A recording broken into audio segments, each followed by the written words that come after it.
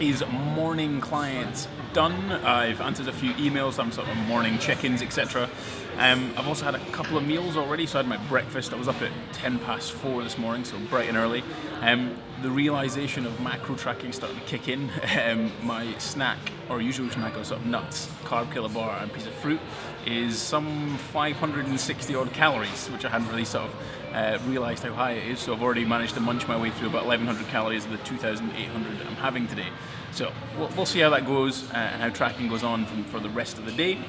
Later on, or shortly, I'm just about to actually leave to see Ben Lauder-Dykes over in West London. So I've got to make a 45-minute tube journey or trip over to Fulham Broadway, where we're training at POSH Strength.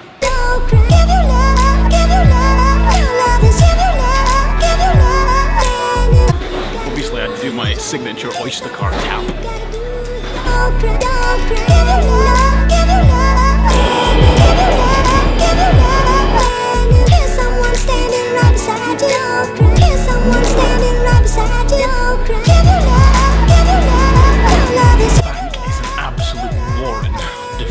Routes and stairs and staircases and exits, entrance.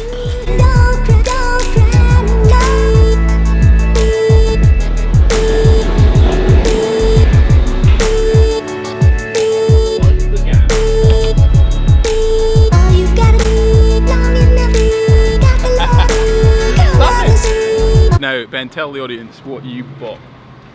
I've got a medium Americano with sugar-free hazelnut syrup and coconut milk. You know you're in West London when you're ordering coconut milk with your Americano.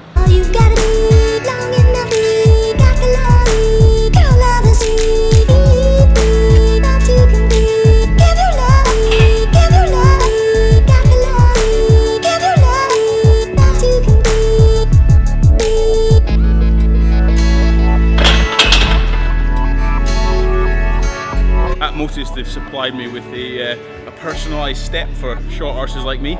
Got this little bad boy right here.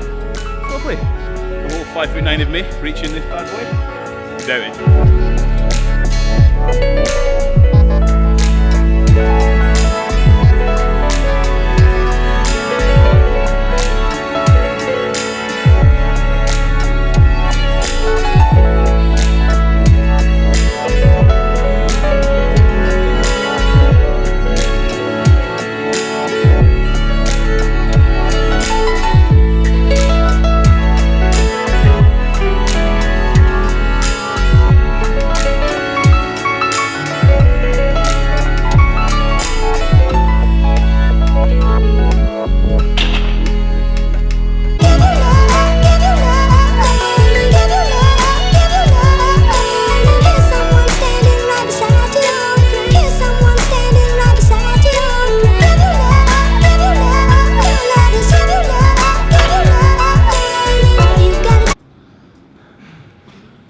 Bruce is going to attempt to show me how to do a muscle up.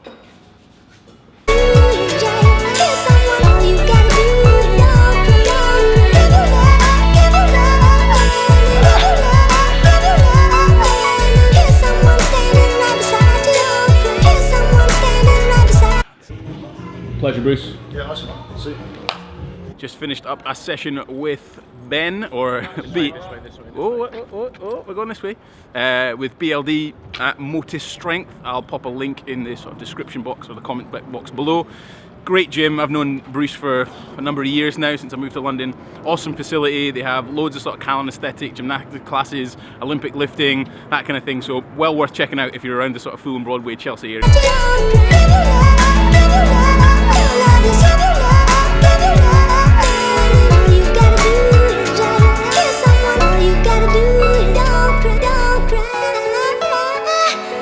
So that is meal number 3 of the day done. So I'm at Jack's. Ben took me here. It's quite a cool little place in Chelsea. You can get all sorts of grilled meats, fish and whatnot. Ben's had like a tuna steaky thingy. So I went for some grilled chicken. I had some saffron rice and some broccoli. Now, obviously this isn't a commercial restaurant, it's privately owned, so it makes things a bit more difficult in terms of tracking. So I went with that theme that I've talked about before in previous vlogs, where about fish size, 120 or so grams of chicken, about the same kind of size. I think it's about 100 grams of rice, and then broccoli I won't necessarily track for now. It definitely had some oil and things through it, so what I'll do is I'll add in 20 or so grams of olive oil, just to make sure that I've met sort of a fat requirement or what fat was in that potential meal. Makes it quite easy. Again, you know, 5 odd circa months out from the competition, I can do this, but when things get a bit closer, I'm going to have to be a hell of a lot more accurate.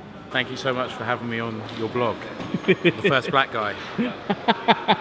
Hopefully the only black guy. I won't cheat on you, mate. I won't cheat on you.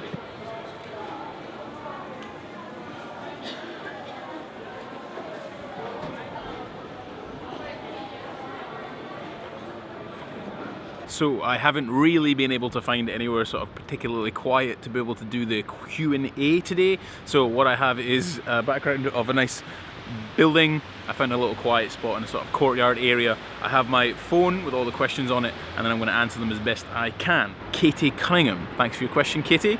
She asks, my question is, what do your family make of you taking part in fitness competitions? Has it changed over time, and is the reaction you get from people different depending on the type of competition, powerlifting, bodybuilding that you're doing? So from a family perspective, obviously I live in London, my parents and things are up in Aberdeen. Now, when I did compete before, it did make things quite difficult because obviously I couldn't go out to nice fancy restaurants, I couldn't necessarily have a glass of wine or two or a beer, for example. So those kind of things are socially restricting. And it's also difficult to spend quality time because you're quite tired, you're quite hungry, man, you get ridiculously hungry. So those things can be quite difficult. They understand why I do it and why I'm competing from a bodybuilding or physique standpoint, and they're proud of the success that I've had. Now, if I relate that to girlfriends and things, that becomes difficult, and it's really difficult to be able to let them understand why you may be doing it, and also it's probably difficult for them to see me suffering, and that's sometimes one of the hardest parts. How does it change from powerlifting to bodybuilding? So powerlifting is obviously slightly different because there's no 24/7 dedication that you have to put into it. You still have to put the training in, and that's still a couple hours of the day, but that's much easier to handle because you have more energy and things generally from when times you're together. So has my approach changed over time? Definitely. I think previously, my first competitions, I tended to stick to restrictive dieting, or certainly diet plans, and I still kind of do that at the moment, but I don't do it as much or restrictive where I have things like restaurants that I go to, commercial restaurants you might see in my vlog, Nando's, Wagamamas, you know, all these kind of things that are quite easy to track and go to, and it means a meal out and it makes things a lot more enjoyable. So this next question comes from James Langley. Going to consume a load of extra calories and from probably bad sources, booze and food and whatnot. I can't avoid the occasions because I enjoy life and don't sit at home doing ab checks for Insta followers. What's your pre and post advice on minimizing the damage and hangover training motivation? So, alcohol obviously has calories in it. Obviously, calorie-laden foods like pizzas, burgers, chips, kebabs, whatever you want to call them. So what you want to maybe consider is total net intake over a week, not just on a daily caloric allowance. So let's say you have an arbitrary, say 2,000 calories per day, so that's 14,000 calories over the entire week.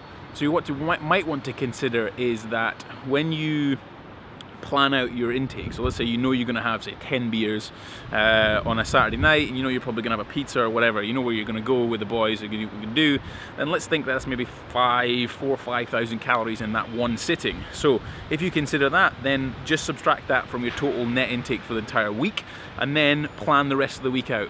It's not absolutely perfect, but what it will allow you to be able to do is likely maintain condition, not necessarily get any fatter. It might affect performance and things when you go to the gym because obviously you're consuming less calories, but then it allows you that flexibility. Most of the week you're going to have some kind of control because normally most people have some kind of structure through the week, and if you do have a bit of a blowout at the weekend, it's just about managing those calories probably earlier in the week. Now, to minimize the effect in things of hangovers, you're likely looking to potentially consume some food before you go to bed.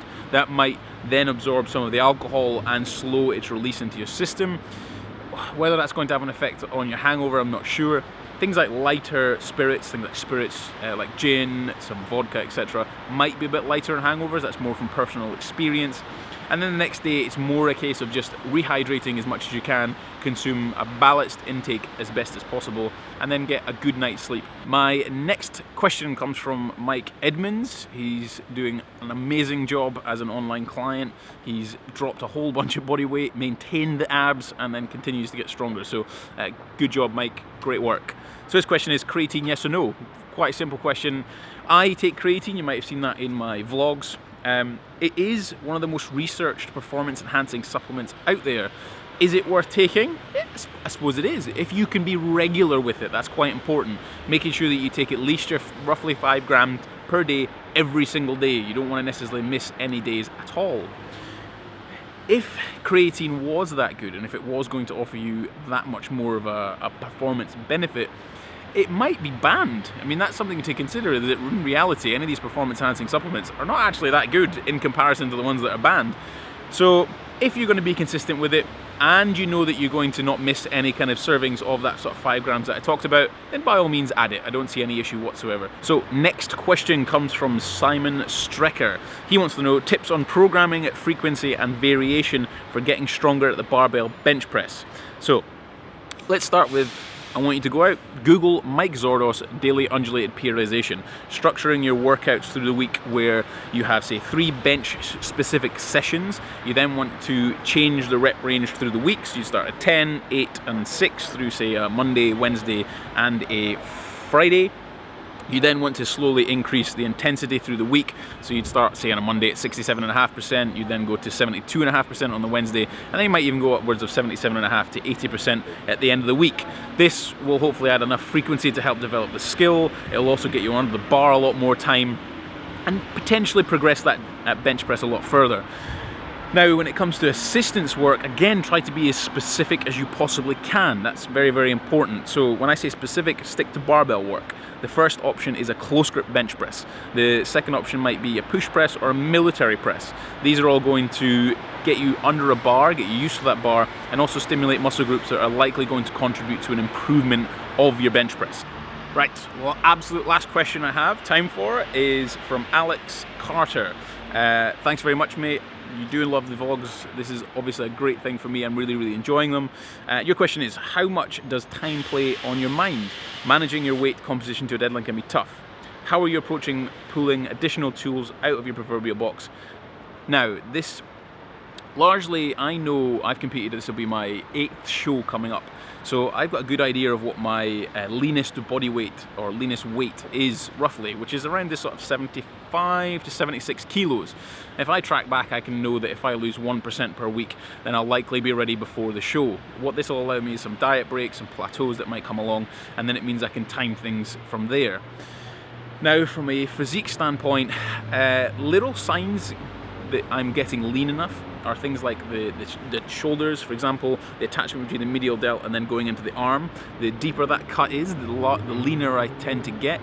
Veins through my abs. If I get veins in my legs, I know I'm extremely lean. And also for my glutes. If I'm starting to see striations in my glutes, then I know that I'm on point in terms of getting lean enough.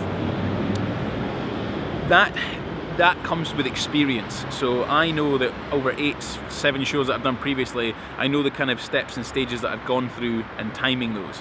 So when you ask that question, it is quite interesting. That concludes Q&A for today. Thank you everyone who asked their questions. And again, I'll be launching a live Facebook post which goes out every Sunday evening, where you'll be able to put your comments or your questions in the comment section down below, and we'll be able to answer any of your questions. So it has just gone about 9:45. I've been up since 4. I am definitely ready for my bed. Now tonight's interesting. I'll be fitting my macros with 6 rice cakes, jam, 2 scoops of whey protein, just to make sure I hit those numbers. A little bit high on fat, but I've adjusted, taking carbs down just a touch to make sure I hit my calories of 2,800. Protein's been fine. Good day. Today marks 2 weeks daily vlogging, so it's been good. Hope you've been enjoying it so far, and that is episode 14 done.